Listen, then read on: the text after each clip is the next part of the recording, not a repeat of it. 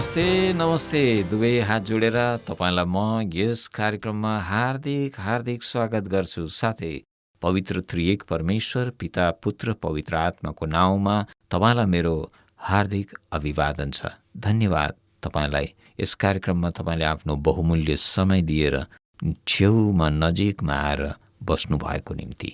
बुद्धि र समझले नै मानिसलाई अरू सारा प्राणीहरूभन्दा फरक बनाउँछ। बुद्धि समझको ठिकसँगले ठिक समयमा प्रयोग गर्न सक्नुपर्छ। मानिसको जीवनको सफलता र असफलता यिनै कुराहरूमा निर्भर हुन्छन्। हामी कसरी आफ्नो बुद्धि र समझलाई सही प्रकारले प्रयोग गर्न सक्छौँ, यस प्रश्नमाथि म तपाईसित आज कुराकानी गर्नेछु। मेरो छेउमै बस्नुहोस्। म तपाईँको आफ्नै भाइ र अहिले सुन्दै हुनुहुन्छ बिलिभर्स इस्टर्न चर्च समुदायद्वारा 27 वर्षदेखि अनवरत प्रसारणमा रहेको एकमात्र नेपाली कार्यक्रम आत्मिक यात्रा।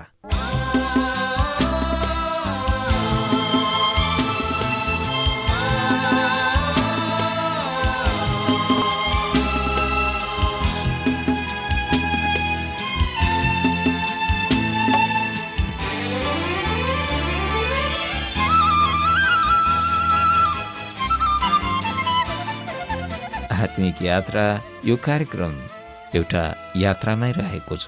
लामो यात्रा झन्डै 27 वर्ष काट्नै लागेको छ र यो कार्यक्रमले यति लामो यात्रामा धेरै कुराहरू सिकेको छ, धेरै अनुभवहरू गरेको छ। साथै अमूल्य रूपबाट तमाम श्रोता मित्रहरूबाट आशिष पाएको छ, साथ पाएको छ, सहयोग पाएको छ, प्रार्थना पाएको छ। म तपाईप्रति कृतज्ञ छु। आउनुहोस् सधैँ झैं आज पनि एउटा मधुर अर्थपूर्ण गीत भजन सुन्दै आजको सन्देशको निम्ति हाम्रो हृदयलाई तयार गरौँ। बग्ने देशमा जाने हो, बग्ने देशमा प्रतिज्ञाको देशमा जाने हो, हाम्रो स्वर्गीय देशमा। बग्ने देशमा जाने हो,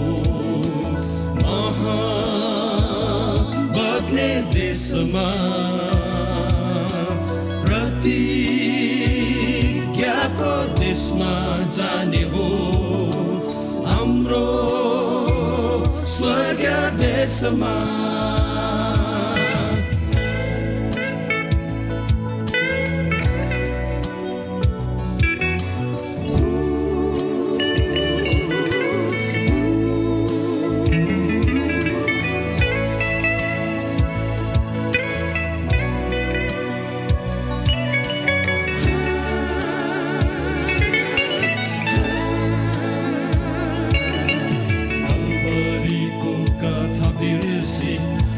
जाने यात्री हो, गाई गोठको प्रभु बिर्सी स्वार्थी बन्ने साथी हो।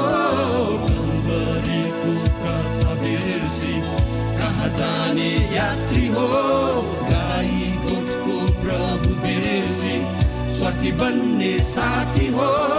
प्रभु यीशु मुक्तिदाता जीवन दिने पानीलाई क्षमा मागी अघि बढ, जीवनको प्रभुलाई दूत बग्ने देशमा जाने हो।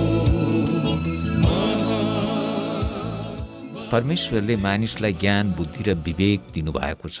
पवित्र बाइबलले भन्दछ रोमी 14:12 हामी हरेकले परमेश्वरलाई आफ्नो लेखा दिनेछौँ।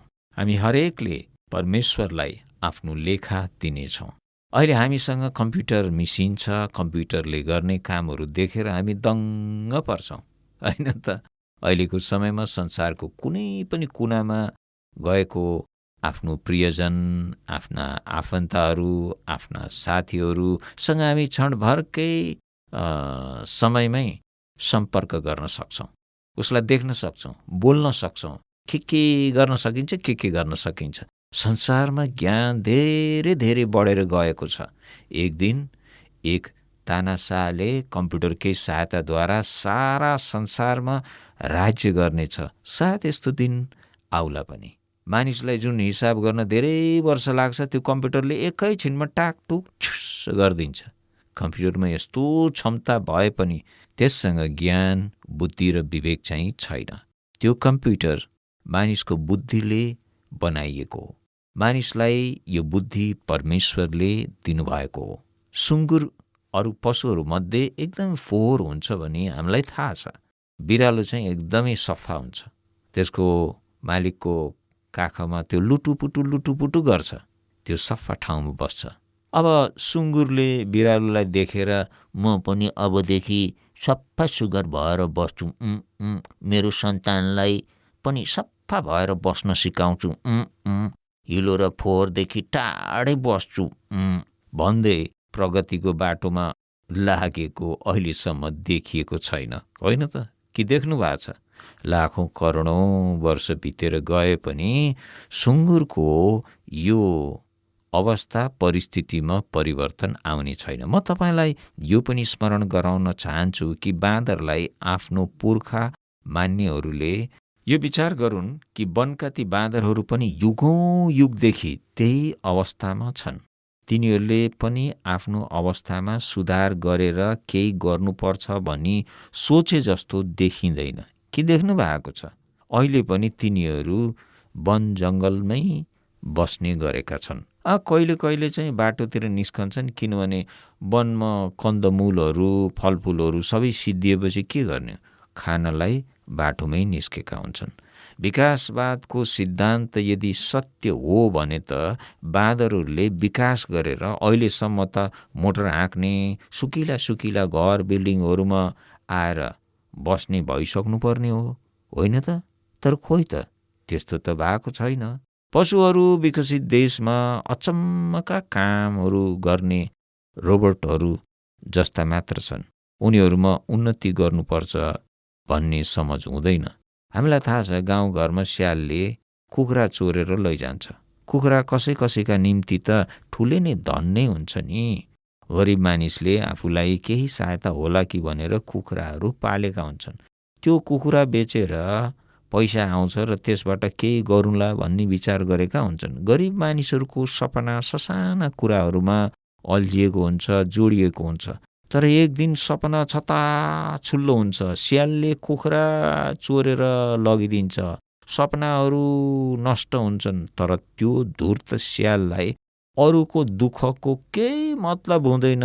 त्यसले मानिसको दुःखलाई अनुभव गर्न सक्दैन, किनकि त्योसँग विवेक हुँदैन अनि अरूको दुःखलाई बुझेर कुनै पशुले असल बाटोमा लाग्ने अठोट गरेको अहिलेसम्म थाहा पाइएको छैन।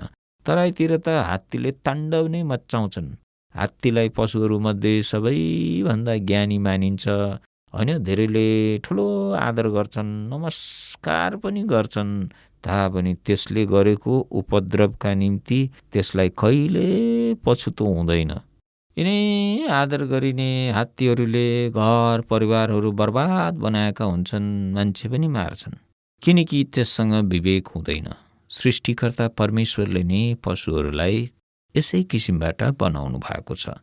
एउटा रोबोटले काम गर्दा मान्छेलाई किच्चाएर मार्यो भने त्यसको विरुद्धमा मुद्दा लाग्दैन। त्यसरी नै एउटा बौलाले अपराध गर्यो भने उसलाई मुद्दा लाग्दैन, उसलाई दण्ड दिनु मिल्दैन, किनकि उसँग बुद्धि, ज्ञान, विवेक र समझ हुँदैन।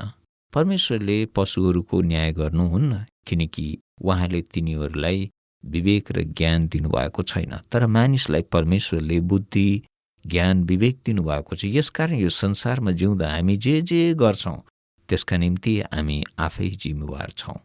हामीले आफ्नो ज्ञान, बुद्धि र विवेकको प्रयोग गरी कार्य गर्नुपर्छ। परमेश्वरले हरेक मानिसको चाल जान्नुहुन्छ। उहाँ सर्वज्ञानी हुनुहुन्छ। उहाँले हरेक मानिसको जीवनको हिसाब पुरा राख्नु भएको छ। त्यो दिन परमेश्वरले मानिसका गुप्त कुराहरूको न्याय गर्नुहुनेछ। रोमीको 2 अध्यायको 16 पदमा लेखिएको छ, यो त्यस दिन हुनेछ जब परमेश्वरले मैले प्रचार गरेको सुसमाचार अनुसार ख्रीष्ट येशूद्वारा मानिसहरूका गुप्त कुराहरूको इन्साफ गर्नुहुनेछ। त्यो इन्साफको दिनमा एउटै पनि मानिसले मैले साँचो परमेश्वरलाई चिन्न सकिनँ भन्न पाउने छैन, किनकि परमेश्वरले मानिसलाई ज्ञान, बुद्धि, विवेक, समझ र तर्क शक्ति दिनुभएको छ। यसैले पवित्र शास्त्र बाइबलले भन्दछ, रोमी 1:20 उहाँको अदृश्य गुण अर्थात् उहाँको अनन्त शक्ति र ईश्वरीय स्वभाव संसारको सृष्टिदेखि नै बनाइएका थोकहरूमा छर्लङ्गै देखिएको छ। यसैले यिनीहरूलाई कुनै किसिमको बहाना छैन। रोमी 1:20 यदि कसैले साँचो परमेश्वरलाई मैले चिन्न सकिनँ भन्छ भने उसको समझ र बुद्धिको के काम? मानिसले केही कारणले गर्दा सत्य परमेश्वरलाई चिन्न सक्दैन। पहिलो कारण उसले बुद्धि र समझ प्रयोग गरी परमेश्वरलाई खोज्ने इच्छा गर्दैन। उसले आफ्नो बुद्धि र समझलाई अरू कुरामा प्रयोग गर्दछ, तर परमेश्वरलाई भने उसले कुनै वास्ता गर्दैन। बाइबलको शिक्षा छ, पहिला परमेश्वरको राज्य र उनको धार्मिकतालाई हामीले खोज्नुपर्छ। दोस्रो कारण यो छ कि मानिस पिता पुर्खादेखि मान्दै आएका कुरामा ढुक्क भएर बस्दछ, तर साँचो परमेश्वरको बारेमा अनजान रहेर हामी इन्साफबाट उम्कन सक्दैनौँ। दोष गर्ने व्यक्ति अवश्य पक्रा पर्छ अनि उसले दण्ड पाउँछ। उसले मलाई नियम वा कानुन थाहा थिएन भन्न पाउँदैन। परमेश्वरको सम्बन्धमा पनि यस्तै नै हो। परमेश्वरले प्रकृतिमा हाम्रा अन्तस्करणमा आफूलाई प्रकट गर्नुभएको छ। हामीले उहाँको बारेमा जानेका छैनौँ भन्न सक्दैनौँ। मानिसहरूले परमेश्वरलाई चिन्न नसक्नुको तेस्रो कारण हो घमण्ड, अहङ्कार। मानिसले आफ्नै गल्ती स्वीकार गर्न सक्दैन। म भुलमा रहेछु, मैले गल्ती गरेछु, मबाट गल्ती भयो भनी मानिसले भन्न धेरै अप्ठ्यारो मान्छ। आफूले गरेको कार्य गलत हो भनी मानिलिनु मानिसलाई गाह्रो पर्छ।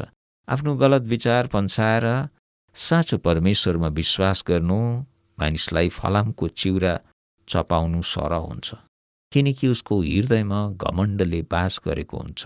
धर्म, आस्थाको घमण्ड, पृष्ठभूमिको घमण्ड, परम्पराको घमण्ड इत्यादि कुराहरू। यस्तो घमण्डले मानिसको समझलाई काम नलाग्ने बनाइदिन्छ। घमण्ड एउटा पर्खाल बनेर उभिएको हुन्छ मानिसको जीवनमा, अनि बुद्धि, ज्ञान केही काम नलाग्ने हुन्छ जब घमण्ड एउटा पर्खाल बनेर कुनै व्यक्तिको जीवनमा उभिएको हुन्छ। परमेश्वरले हामीलाई ज्ञान दिनुभएको छ, विवेक र समझ दिनुभएको छ। हामीले उहाँलाई चिन्न र जान्नको निम्ति ज्ञानको प्रयोग गर्नुपर्छ। खाना र मोज मजा गर्नलाई मात्र हामी सृष्टि गरिएका होइनौँ, त्यो त पशुहरूले पनि गर्छन्। हामी पशुहरूभन्दा बेग्लै हौँ भनी परमेश्वरले हामीलाई बुद्धि, ज्ञान, समझ, विवेक दिनुभएको छ। हामीले यी कुराहरूको प्रयोग गर्नै पर्छ, नत्र हाम्रो जीवन पशुको भन्दा केही फरक हुने छैन। हामी घमण्डलाई त्यागौँ, अरूको बुद्धि र विचारमा आफ्नो जीवन नचलाउँ, तर आफ्नो निम्ति आफै निर्णय गरौँ, किनकि न्यायको दिनमा हाम्रो सट्टामा उभिने कोही हुने छैन। हामी आफै आफ्नो निम्ति उभिनुपर्छ। तपाईको निम्ति पनि कोही उभिने छैन। तपाईको जीवनको हिसाब किताब तपाईले नै दिनुपर्छ। अरूले गरेका भलाइ, आत्मिक कार्य वा धार्मिक कार्यले तपाईलाई कुनै किसिमको फाइदा हुने छैन। शरीरबाट प्राण निस्केर जानुभन्दा अघि नै मानिसले आफ्नो बुद्धिको प्रयोग गर्नुपर्छ। अरूको बुद्धिमा तपाईको जीवनलाई चलाउनु हुँदैन। अरूसँग बुद्धि छ भने तपाईँ बुद्धिमान बन्नुहुन्न। अरूले उनीहरूको जीवनका निम्ति एक निर्णयले तपाईलाई कुनै किसिमको फाइदा गर्दैन। परमेश्वरले तपाईलाई बुद्धि र समझ दिनुभएको छ, त्यो तपाईका निम्ति पहिले प्रयोग गर्नुपर्छ। आजको दिन परमेश्वरलाई चिन्नुहोस्, विश्वास गर्नुहोस्, उहाँको नजिकमा आउनुहोस्, तपाईँ आशिषित बन्नुहुनेछ।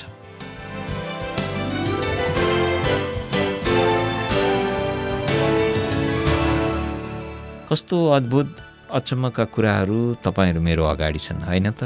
परमेश्वरले तपाईँहरू मलाई ज्ञान, बुद्धि, विवेक दिनुभएको छ। आउनुहोस्, यी आशिषहरूलाई हाम्रो जीवनमा प्रयोग गरौँ, परमेश्वरको नजिकमा आउँ र अझै आशिषित बनौँ। आमेन।